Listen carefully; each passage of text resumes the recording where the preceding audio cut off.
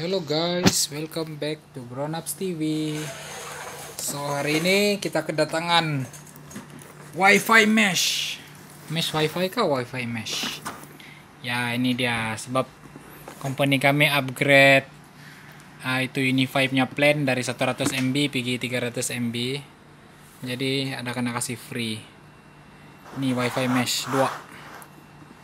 So, apa kegunaan Wifi Mesh nih? Dia kasih tambah, dia kira macam Wifi extender lah, tapi better than itu Wifi extender.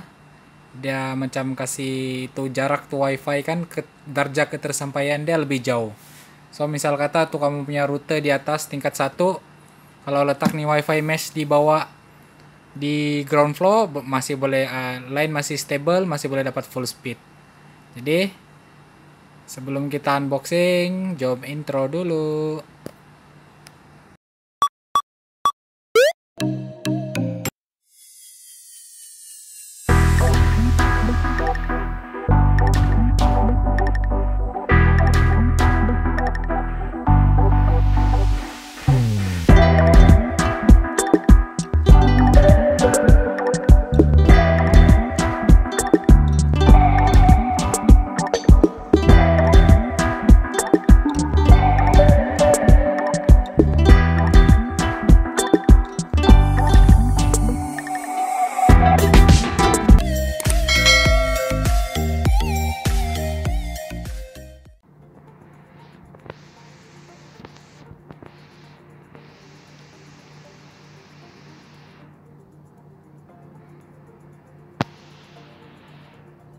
Oke, so guys, kita quick unboxing ya. Kita pakainya pembaris.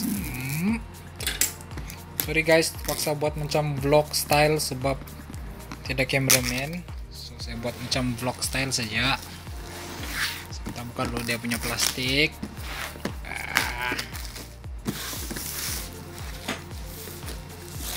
Oke, plastik dia buang. Oke, kejap mana punya nih? Sekejap. Oke, so sudah buka dia punya box tadi, ada susah sedikit. Di dalam dia ada nih. Todo, ada 2 Wifi Mesh. Brand Tplink ya, guys. Ini dia macam KE purifier nih kalau saya tengok.